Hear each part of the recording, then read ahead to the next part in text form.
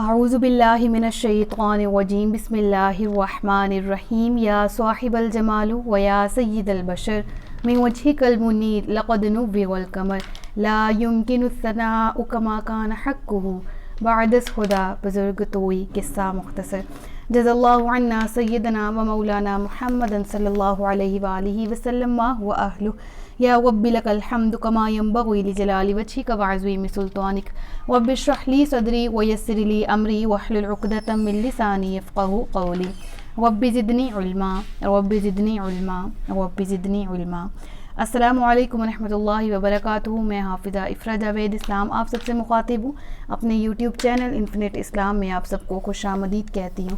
امید کرتی ہوں آپ سب خیریت سے ہوں گے، زندگی پرسکون، پر اطمینان اور ایمان بالخیر گزر رہی ہوگی۔ پارہ نمبر 8 سورۃ الاعراف، اس کی آیت نمبر 1 تا 10 تک ہم گزشتہ اسباق میں پڑھ چکے ہیں۔ آج کے سبق میں ہم سورۃ الاعراف کی آیت نمبر 11 سے باقاعدہ آغاز کر رہے ہیں، جس میں اللہ رب العزت ارشاد فرماتا ہے وَلَقَدْ خَلَقْنَاكُمْ ثُمَّ صَوَّرْنَاكُمْ ثُمَّ قُلْنَا لِلْمَلَائِكَةِ اسْجُدُوا لِآدَمَ فَسَجَدُوا إِلَّا إِبْلِيسَ لَمْ يَكُن مِّنَ السَّاجِدِينَ۔ آیت نمبر 11 میں کیا ارشاد ہے؟ اور بے شک ہم نے تمہیں پیدا کیا، پھر تمہاری صورتیں بنائیں، پھر ہم نے فرشتوں سے فرمایا کہ آدم کو سجدہ کرو، تو ابلیس کے سوا سب نے سجدہ کیا اور وہ سجدہ کرنے والوں میں سے نہیں ہوا۔ اب یہاں پر تخلیق آدم کا، اور جو آدم علیہ السلام کو علم جیسی فضیلت عطا کر کے پیدا کیا گیا اور انسان کو اشرف المخلوقات بنایا گیا، فرشتوں کو کہا گیا کہ آدم کو سجدہ کرو، یہ سجدہ تعظیمی تھا۔ اللہ تبارک و تعالیٰ نے اس کے پیچھے، اس سجدہ کرنے کے پیچھے حکمت کیا تھی؟ بنی نوح انسانیت کو شرف انسانیت عطا کیا اور اللہ کی بارگاہ میں شرف قبولیت عطا کیا گیا کہ یہ میری بہترین مخلوق ہے، اشرف المخلوقات۔ اور یہاں پر یہ احسان ہی ہمیں بتایا جا رہا ہے کہ یاد کرو اے انسان کہ ہم نے تمہارے جد امجد آدم علیہ السلام کو یہ عزت بخشی تھی کہ انہیں اپنے دست قدرت سے پیدا کیا، اور پھر تمام دورانی مخلوق فرشتوں کو حکم دیا کہ میرے اس خلیفہ کو تعظیماً سجدہ کرو، اور حکم پاتے ہی سب نے سجدہ کیا۔ ہاں، ابلیس منکر ہوا، لم یکن من الساجدین، اس نے سجدہ نہ کیا۔ اس کی مکمل ڈیٹیل ہم سورۃ البقرہ کی آیت نمبر 34 میں پڑھ کے آ چکے ہیں۔ حضرت آدم علیہ السلام کو تخلیق کیا گیا، فرشتوں کو سجدہ کرنے کا حکم دیا گیا، شیطان منکر ہوا، ابلیس ہوا، مردود ہوا اور نکال دیا گیا وہاں سے۔ مردود ہونے کے بعد اس نے آدم علیہ السلام سے دشمنی نبھانے کا عہد کیا، قصد کیا، اور اسی قصد کی بنیاد پہ اس نے حضرت آدم علیہ السلام کو درخت کا وہ پھل کھانے پر مجبور کیا، درخت کا وہ دانہ کھانے پر مجبور کیا جس سے رب العالمین نے ان کو اس درخت کے، جنت کے درخت کے قریب جانے سے منع کیا تھا۔ آدم علیہ السلام سے لغزش ہوئی اور آدم علیہ السلام کو زمین پر اتار دیا گیا۔ پھر آپ نے توبہ کی، اللہ نے آپ کی توبہ قبول فرمائی، آپ اور حضرت حوا علیہ السلام دوبارہ سے زمین پر ملے، اور اللہ تبارک و تعالیٰ نے اپنے پاس دوبارہ جنت میں بلایا اور پھر دوبارہ زمین پر بھیجا کہ اب تمہارے لیے اور تمہاری اولاد کے لیے ایک مقررہ مدت تک زمین پر رہنا برتنا ہے۔ یعنی موت سے پہلے اور قیامت سے پہلے دو روایات آتی ہیں کہ تمہیں زمین پہ تو رہنا ہے اور پھر تمہیں واپس میرے پاس آ جانا ہے، اور پھر تمہارے اعمال کے مطابق تمہیں جزا یا سزا دی جائے گی۔ تو یہ میں نے مکمل مفہوم آپ کے سامنے بیان کیا جو اس رکوع میں ہم پڑھنے جا رہے ہیں۔ اس میں جو تفسیر بیان کی گئی ہے اس کے لیے آپ وہ لیکچرز سن لیجئے گا، سورۃ البقرہ آیت نمبر 34 سے جو شروع ہوتے ہیں۔ اور یہاں پر آپ کو ایک چیز بتاتی چلوں کہ قرآن کریم میں یہ سجدہ آدم کا جو یہ واقعہ ہے تقریباً 7 جگہ آیا ہے۔ سورۃ البقرہ میں ہم پڑھ کے آ چکے ہیں، یہاں سورۃ الاعراف میں آج کے رکوع میں پڑھیں گے، سورۃ الحجر میں، سورہ بنی اسرائیل، سورہ کہف، سورہ طٰہٰ اور سورہ صاد۔ تو ان صورتوں میں ذکر ہے، اور اس واقعے کا دوبارہ بیان کرنا ایک مرتبہ پھر یہاں پر جو بیان کیا گیا، اور آگے بھی قرآن کریم میں اس کا ذکر ہمیں ملے گا۔ تو اللہ عز و جل اس عظیم نعمت کو یاد دلانا ہے اللہ کا مقصد، جو شرف انسانیت کو بیان کرنا ہے اللہ کا مقصد، کہ انسان دیکھے کہ کتنا افضل ہے انسان اور انسانیت کتنی افضل ہے، اور آج بدقسمتی سے انسان کس کی طرز پر، کس کے بتائے ہوئے طریقوں پر چل رہے ہیں۔ نہ صرف یہ کہ بنی آدم ہیں اور نبی کی اولاد ہے نا. دیکھو آدم علیہ الصلوۃ والسلام بھی تو نبی تھے, تو شرف انسانیت اگر دیکھا جائے تو یہ بھی تو ہے نا ہمارے پاس کہ ہم نبی کی اولاد ہے, ہم شیطان کے پیروکار تو نہیں نہ ہو سکتے. تو آج کس رکوع میں اس وقت کیا واقعہ ہوا تھا اس پہ لیکچر بن چکے ہیں الحمدللہ. قصص الانبیاء پلے لسٹ میں لیکچر مکمل موجود ہیں کہ اس وقت کیا ہوا تھا تخلیق آدم پر, آدم علیہ الصلوۃ والسلام کی جنت پہ رہنے پر, وہ اس درخت پر, اس کا پھل کھانے پر, زمین پر واپس اتر جانے پر, کہاں اترے, کس جگہ اترے, دوبارہ کس طرح سے ملے, اور کس جگہ آپ نے ایک دوسرے کو آدم اور حوا نے پہچانا, اور پھر اللہ نے اپنے پاس بلایا جنت میں, پھر آپ واپس زمین پر اترے. تو یہ واقعہ تو ڈسکس ہو چکا ہے الحمدللہ. آج ہم اس کو دوسرے پہلو سے پڑھیں گے, یعنی اس سے ہمیں کیا کچھ سیکھنے کو ملتا ہے, اس وقت کیا ہوا تھا اس کو بھی پڑھیں گے, اور ساتھ ساتھ اس چیز پر بات کریں گے کہ ہم بنی نوع انسان, آج کا انسان کس کے طریقے پر, کس کی روش کو اختیار کیے ہوئے ہیں. تو فسجدوا, سب سجدے میں گرے, الا ابلیس, مگر ابلیس کے سوا, لم یکن من الساجدین, وہ سجدہ کرنے والوں میں سے نہیں تھا. یعنی اب ہم پڑھیں گے فرما بردار کون ہوتا ہے اور نافرمان کون. جو دوست ہوتا ہے نا, جو پیار کرنے والا ہوتا ہے, اس سے لغزش ہو بھی جائے تو وہ رجوع کر لیتا ہے, جس طرح آدم علیہ الصلوۃ والسلام نے کی, اور ہم ان کی اولاد ہے تو ہمیں بھی یہ لیسن ملتا ہے. لیکن جس کے دل میں نفرت ہو, جس کے دل میں بغض ہو, جو دشمنی نبھانے پر تل جائے, جیسے کہ شیطان تھا, تو اس نے کیا کیا, تکبر کیا, غلطی کی تھی لیکن وہ مانی نہیں, اس پہ اکڑ گیا.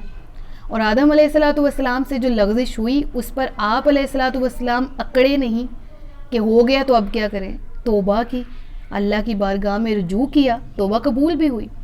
تو اس پورے واقعے کے اینڈ پہ میں آپ کو ایک درس ہدایت بتاؤں گی کہ جو ہمیں بہت بڑا لیسن اس سے سیکھنے کو ملتا ہے. بہرحال اگلی آیات پڑھتے ہیں.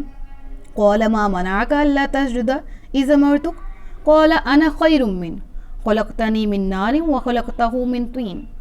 کیا اس نے شیطان نے کہا, رب العالمین نے پہلے فرمایا قال ما منعك, تمہیں کس چیز نے منع کیا کہ تم سجدہ نہ کر سکو. تو یہاں ایک چیز جو ہے وہ غور رکھی جائے کہ اللہ عز و جل نے جو شیطان سے سجدہ نہ کرنے کا سبب دریافت فرمایا تھا, تو یہ اس کی ڈانٹ اور پھٹکار کے لیے تھا. یہ اس لیے تھا کہ شیطان کی آدم علیہ الصلوۃ والسلام سے دشمنی اور اس کا کفر اور تکبر ظاہر ہو جائے, اور وہ اپنی اصل یعنی آگ پر جو مغرور ہوتا ہے, اور آدم علیہ الصلوۃ والسلام کی اصل یعنی مٹی کی تحقیر جو سمجھتا ہے کہ مٹی افضل نہیں ہے, آگ افضل ہے, تو یہ اس کے دل میں جو بغض تھا یہ ظاہر ہو جائے, اس لیے یہ سوال دریافت کیا گیا تھا. تو شیطان نے آگے سے کیا جواب دیا, تو نے مجھے آگ سے یعنی بہتر چیز سے پیدا کیا ہے. اور یہ شیطان نے پھر کہا انسان کو تو نے مٹی سے بنایا, تو میں افضل ہو کے کسی حقیر کے سامنے سجدہ کیوں کروں گا. اور اس چیز کو بھی ذہن میں رکھیں کہ جو شیطان نے کہا تھا کہ آگ افضل ہے خاک سے, یہ بھی اس نے غلط کہا تھا, غلط چیز پہ تکبر کیا تھا. حقیقت حال یہ ہے کہ خاک آگ سے افضل ہے, اور اس کی بہت سی وجوہات ہے. یہ کہ مٹی میں عجز و انکساری زیادہ ہے, آگ میں بڑائی ہے, تکبر ہے, بھڑک پن ہے. ٹھیک ہے, جو کھیت ہے وہ باغ ہے وہ مٹی سے بنتے ہیں, اور مٹی سے ہی زمین میں رزق لگایا جاتا ہے, اور مٹی ہی اصل ہے انسان کی, جبکہ آگ کھیتوں کو اگانے کے لیے نہیں برباد کرنے کے لیے ہوتی ہے. مٹی میں قرار ہے, آگ میں تڑپ اور بے قراری ہے. اللہ کے بندے, نیک بندے مٹی میں دفن ہوتے ہیں, آگ میں دفن نہیں ہوتے. انسانوں میں مسلمان مٹی میں دفن کیے جاتے ہیں, آگ میں نہیں جھلسائے جاتے. مٹی آباد کرنے والی ہے, آگ برباد کرنے والی ہے. تو یہ اس کا کیا پوائنٹ آف ویو تھا, کیا چیز وہ سامنے رکھنا چاہ رہا تھا, اپنے آپ کو افضل کہا. اور یہ لیسن ہمیں بھی ملتا ہے, ہم کس چیز پہ اکڑنا پسند کرتے ہیں, ہم کس چیز پہ اکڑتے ہیں, میرے پاس حسن زیادہ ہے, میرے پاس دولت زیادہ ہے, میں ذہین زیادہ ہوں, مجھے بات کرنے کا سلیقہ زیادہ اچھا آتا ہے, میں اس سے زیادہ بہتر طور پر چل لیتی ہوں یا چل لیتا ہوں, میری چال چلن اچھا ہے, میرا کردار اچھا ہے, اس کا کردار اچھا نہیں, وغیرہ وغیرہ. تو یہ ساری چیزیں جو اللہ نے عطا کی ہیں یہ نعمتیں ہیں. اور نعمتوں کی شکر گزاری کیا ہے, نعمتوں کی شکر گزاری یہ ہے کہ ان کو اللہ کے ذکر میں, اللہ کے شکر میں استعمال کیا جائے, نہ کہ تکبر کی طرف. اب میرے پاس حسن زیادہ ہے تو میں اس پہ اکڑوں گی کہ یہ میں ہوں, تو میں خود بخود تو نہیں نہ تخلیق ہوئی, میرا اپنا کمال تو کوئی نہیں. میں نیک ہوں تو میں تکبر کیوں کروں کہ میں نیک ہوں, میں حسین ہوں, میں ذہین ہوں, تو میں کیوں تکبر کروں کہ میں باقیوں سے افضل ہوں. یہ اللہ کی عطا کردہ نعمت ہے, اللہ جب چاہے دے, جب چاہے لے لے. نور بصارت آنکھوں میں جو اللہ تعالیٰ نے عطا کیا ہے, ہم دیکھ سکتے ہیں, جب چاہے واپس لے لے. اور بغیر کسی انسیڈنٹ کے، بغیر کسی وجہ کے آنکھوں کا نور چلا جائے. میں نے ایسے کیسز دیکھے ہیں اور میں دیکھ رہی ہوں. میرے بہت ہی دل سے قریب استاد ہیں اور بہت ہی زیادہ میری جان سے زیادہ پیاری میری استاد ہیں. آپ ان کے لیے دعا بھی کریے گا کہ ان کے بھائی ہیں اور وہ بالکل ٹھیک ہیں، صحت و تندرستی اللہ ان کو مزید عطا کرے. ان کی رپورٹس بھی کروائی گئیں اور کوئی بھی بیماری سامنے نہیں آئی، لیکن ان کی آنکھوں کا نور قدرتی طور پر زائل ہو رہا ہے، جا رہا ہے، جس کی وجہ سے اہل خانہ بہت پریشان ہے. بہت سی رپورٹس کروا لی آئز کی، پتہ لگے نقص کیا ہے. گورنمنٹ ہاسپٹلز میں بھی وزٹ کیا، پرائیویٹ میں بھی، لیکن ڈاکٹرز کو بھی سمجھ نہیں آ رہی. تو میں یہ واقعے سے بہت زیادہ ہل گئی ہوں کہ اللہ تعالیٰ یہ وہ قدرتی چیزیں جو تو نے میں عطا کی اور ہم کاؤنٹ نہیں کرتے، بلکہ ہم تکبر کی طرف چلے جاتے ہیں. ہم اس طرح کہہ لیں کہ میری آنکھیں زیادہ پیاری ہیں، اس کی آنکھیں پیاری نہیں ہیں، میری تخلیق میں تخیل میں زیادہ خوبصورت ہوں، میں مکمل ہوں، وہ مکمل نہیں ہے. تو یہ کیا چیزیں ہیں؟ یہ تو شیطان کی تھی نا. اور حقیقت کیا تھی؟ شیطان افضل نہیں تھا، آگ افضل نہیں تھی، اور آگ افضل نہیں ہے. اور یہی حقیقت ہے، ہم افضل نہیں ہیں. ہم سے جو عمل لیا جا رہا ہے وہ افضل ہو سکتا ہے. جیسے قرآن کریم میں ہے کہ تم اس شخص پہ رشک، جس طرح آقا علیہ الصلوۃ والسلام کی حدیث ہے، اس کا مفہوم میں آپ کے سامنے پیش کرنے چاہ رہی ہوں کہ تم اس شخص پہ رشک کر سکتے ہو. دو طرح کے شخص پہ رشک کرنا جائز ہے. ایک وہ جس کو اللہ نے دین کا، قرآن کا علم دیا ہے اور وہ سیکھ اور سکھا رہا ہے، اور دوسرا وہ جسے اللہ تعالیٰ نے دولت دی ہے اور وہ اسے اللہ کے کاموں میں خرچ کر رہا ہے. تو دیکھیے نا، آپ دولت دی ہے کس نے دی؟ اللہ نے. دین کا علم سیکھ رہے ہیں، توفیق کس نے دی؟ اللہ نے. تو اس میں اپنی بڑائی، اپنے تکبر میں، اپنی تکبر کی چادر کو اوڑھ کے بیٹھ جانا، یہ کہاں کا انصاف ہے؟ انصاف کس کے ساتھ؟ اپنے ساتھ ہی نہیں ہے.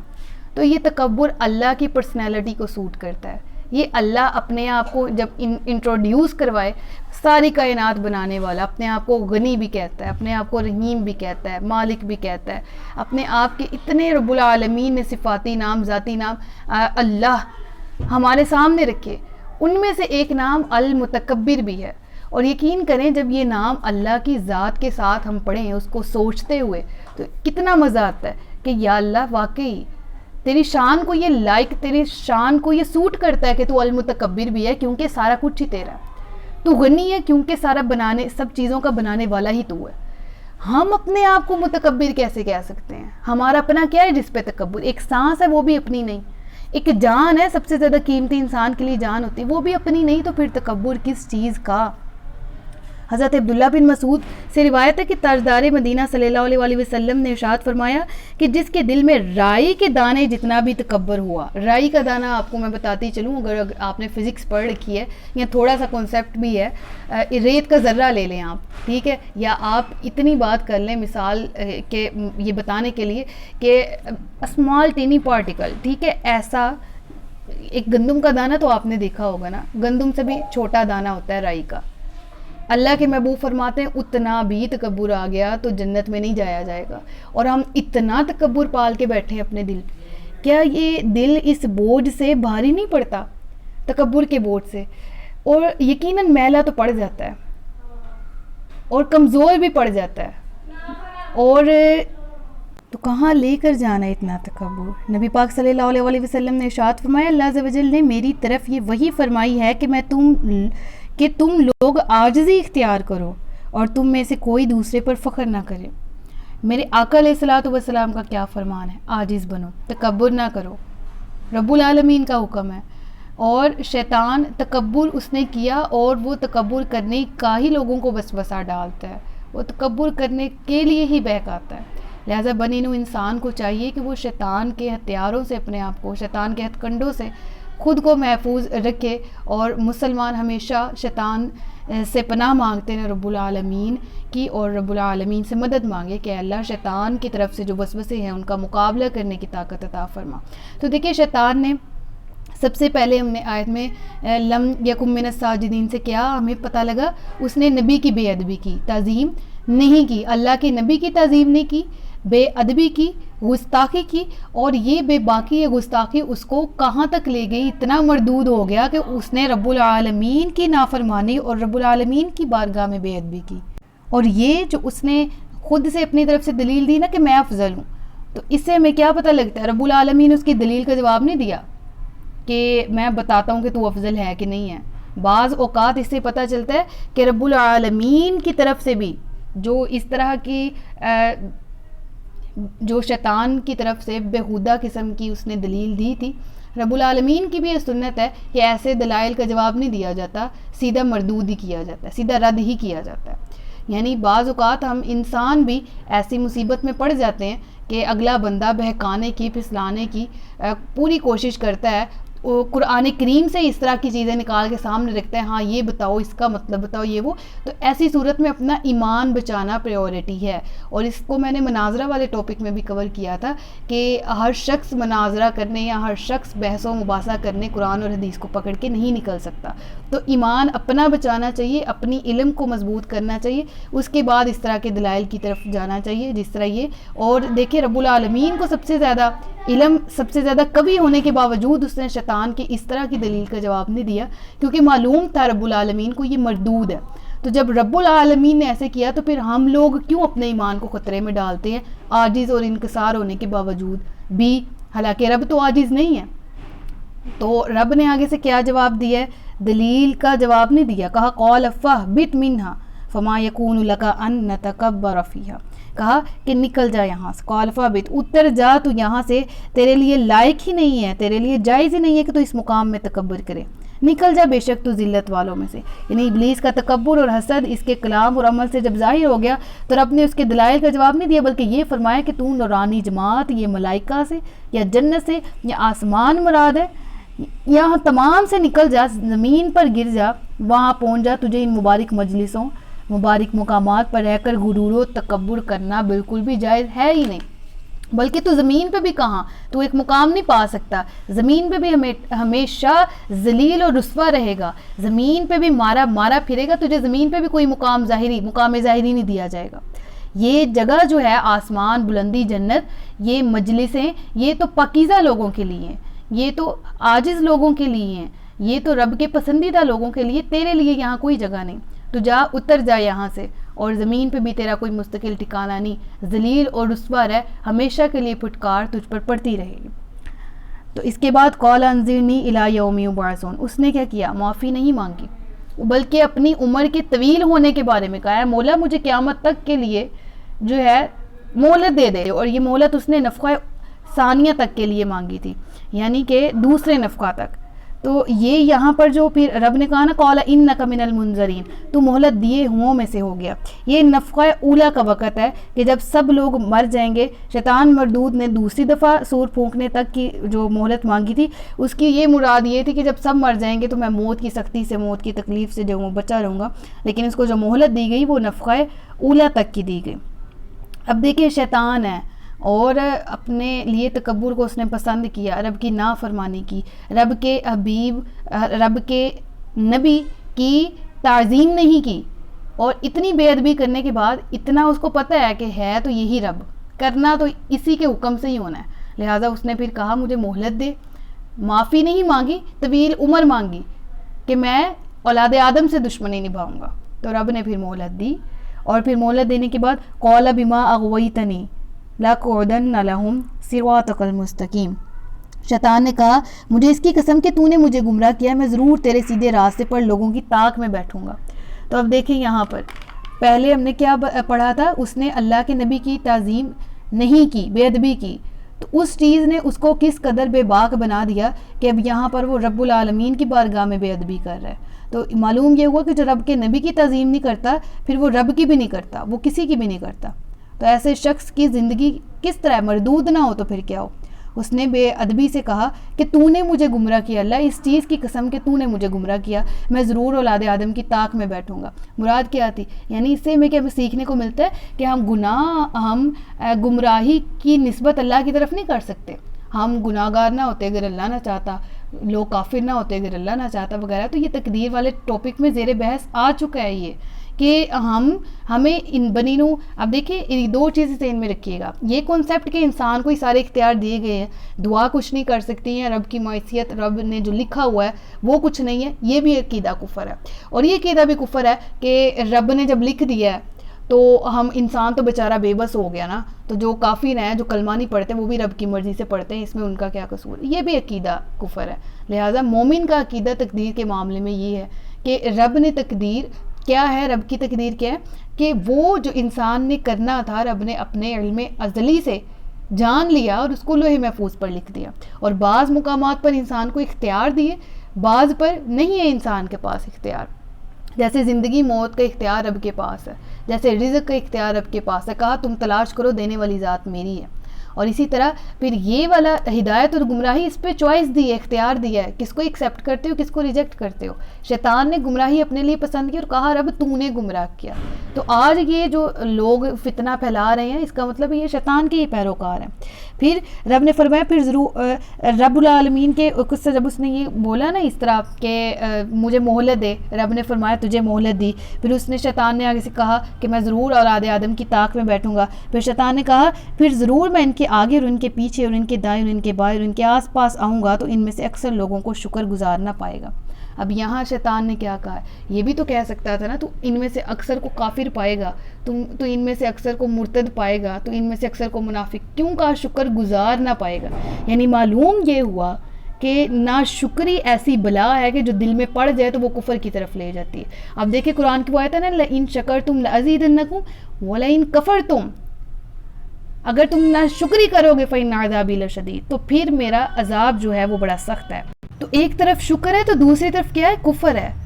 اور شیطان نے ناشکری کے بارے میں کیوں کہا میں ضرور ان کے آگے سے پیچھے سے ان کے دائیں سے بائیں آؤں گا. اب یہاں پر چار سمتوں کا اس نے ذکر کیا، دو کا نہیں کیا، اوپر اور نیچے کا.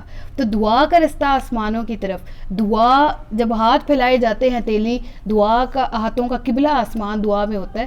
تو یہ اس چیز کا اس نے ذکر کیوں نہیں کیا؟ کیونکہ یہاں شیطان کا بس نہیں چل سکتا، وہ وار کر سکتے ہیں آگے پیچھے دائیں بائیں سے، لیکن وہ آپ کے پاس جب دعا جیسی قوت ہے، آپ کے پاس جب وہ کلام ہے جو آپ قرآن کی اور احادیث کو پڑھ رہے ہیں، دین کو سیکھ رہے ہیں، تب کچھ نہیں کر سکتا جب آپ قرآن پر عمل کرنے والے ہیں. پھر اس کے بعد نیچے کے راستے کا نہیں اس نے کہا میں نیچے سے بہکاؤں گا. کیوں؟ کیونکہ نیچے سجدے کی جگہ ہے. جب انسان سجدہ کرنے والا ہو، نماز پڑھنے والا، اس کو شیطان کیسے بہکا سکتا ہے؟ اور اس کے لیے شیطان کے لیے بہکانا بہت مشکل ہو جاتا ہے، ایسا شخص جو اللہ کے بہت زیادہ قریب آ، کیونکہ رب نے فرمایا نا کہ جو میرے نیک بندے ہیں وہ تیرے بہکاوے میں نہیں آئیں گے، جو تیری پیروی نہیں کریں گے. ہاں تو بہکا لے جس کو بہکانا چاہتا ہے، لیکن تجھے مہلت دی، لیکن میرے نیک بندے تیری اس بہکاوے میں نہیں آ سکتے. تو اس آیت سے یہ بھی معلوم ہوا کہ اس نے جب کہا نا کہ میں ناشکر تو جو ہے وہ ان میں سے بہت لوگوں کو ناشکرا پائے گا. تو آج کے مسلمان کی میں بات کرنے جا رہی ہوں، ناشکری کوٹ کوٹ کے اس کے اندر دل میں، ذہن میں اور ہر جگہ عمل سے ناشکری جھلک رہی ہوتی ہے. تو یقین کریں یہ ناشکری ہے جو کفر کی طرف لے جاتی ہے. ہم نہ چاہتے ہوئے بھی جانے انجانے میں بھی ایسے الفاظ ناشکری میں بول دیتے ہیں جو نعوذ باللہ دائرہ اسلام سے نکال دیں. ہم کسی کی میت پہ اس طرح بیان کرتے ہیں، اس طرح ہم اس کو روتے پیٹتے ہیں اور اس طرح کے الفاظ زبان سے نکال دیتے ہیں کہ ہم یہ دیکھتے ہی نہیں کہ ہمارے ایمان کو خطرہ ہے. ہم اس طرح ناشکری کر دیتے ہیں رب کی، اور ہم رب سے شکوے میں اس قدر آگے چلے جاتے ہیں اپنے دکھوں کو دیکھتے ہوئے. تو شیطان نے تو یہی کہا تھا نا تو ان میں سے اکثر کو ناشکرا ہی پائے گا، شکر گزار نہیں ہوں گے تیرے. تو آج کے بندے آدم کی اولاد ناشکری ہی تو ہے، لہٰذا شکر کی کیفیت اپنائیں، شکر کریں اللہ تعالیٰ کا، جس کی ہم نے پہلے رکوع میں جس کی ڈیٹیل پڑھی ہے کہ اعضائے بدنی کا بھی شکر ہوتا ہے، زبان کا شکر بھی ہے، دل کا شکر بھی ہے. پھر اس کے بعد فرمایا، اللہ نے فرمایا تو یہاں سے ذلیل اور مردود ہو کر نکل جا، میں ان میں سے جو تیری پیروی کرے گا تو ضرور تم سب سے جہنم بھر دوں گا، اور اے آدم تم اور تمہاری بیوی جنت میں رہو، پھر اس میں جہاں چاہو کھاؤ، اس درخت کے پاس نہ جانا اور نہ حد سے بڑھنے والوں میں سے، ورنہ حد سے بڑھنے والوں میں سے ہو جاؤ گے. پھر شیطان نے انہیں وسوسہ ڈالا تاکہ اس پر ان کی چھپی ہوئی شرم کی چیزیں کھول دے، اور کہنے لگا تمہیں تمہارے رب نے اس درخت سے اس لیے منع فرمایا ہے کہ کہیں تم فرشتے نہ بن جاؤ یا تم ہمیشہ زندہ رہنے والے نہ بن جاؤ. اور ان دونوں سے قسم کھا کر کہا کہ بے شک میں تم دونوں کا خیر خواہ ہوں. تو وہ دھوکہ دے کر ان دونوں کو اتار لایا. پھر جب انہوں نے درخت کا پھل کھایا تو ان کی شرم کے مقام ان پر کھل گئے اور وہ جنت کے پتے ان پر ڈالنے لگے. اور انہیں ان کے رب نے فرمایا کہ کیا میں تمہیں اس درخت سے منع نہیں کیا تھا اور میں نے تم سے یہ نہ فرمایا تھا کہ شیطان تمہارا کھلا دشمن ہے. اب یہ شیطان نے جب ان کو لغزش دی نا حضرت آدم علیہ السلام حضرت حوا کو، تو اس وقت ان سے جنتی لباس لے لیے گئے تھے. تو جب ان کے جسم سے جنتی لباس لے لیے گئے نا، تو انہوں نے جنت کے پتوں سے اپنے آپ کو ڈھانپا. اور روایات میں آتا ہے یہ انجیر کے درخت کے پتے تھے جن سے انہوں نے اپنے جسم کو ڈھانپا. تو آج کے دور میں جو جسم کو نہیں ڈھانپتے، مرد اور عورت بے پردگی کرتے ہیں اور یہ کہتے ہیں کہ حیا جو ہے، پردہ جو ہے وہ صرف آنکھوں میں ہونا چاہیے. تو آقا علیہ الصلوۃ والسلام کی احادیث، قرآن، ان تمام چیزوں کا جامع ہونا، حقیقت ہونا اور بغیر کسی شک و شبے کے پاک صاف ہونا، کامل ہونا ایک طرف. ذرا اپنے جد امجد کو بھی دیکھ لیں، اپنی اماں حوا کو، اپنے بابا آدم کو بھی دیکھ لیں. کیا انہوں نے یہ روش اختیار کی تھی؟ لباس لے لیے گئے تو فوراً پتے ملے تو ان سے اپنے جسم کو ڈھانپا. تو آج کا انسان، یعنی پتہ لگا یہ فطرت ہے جسم کو ڈھانپنا، انسان کی فطرت ہے.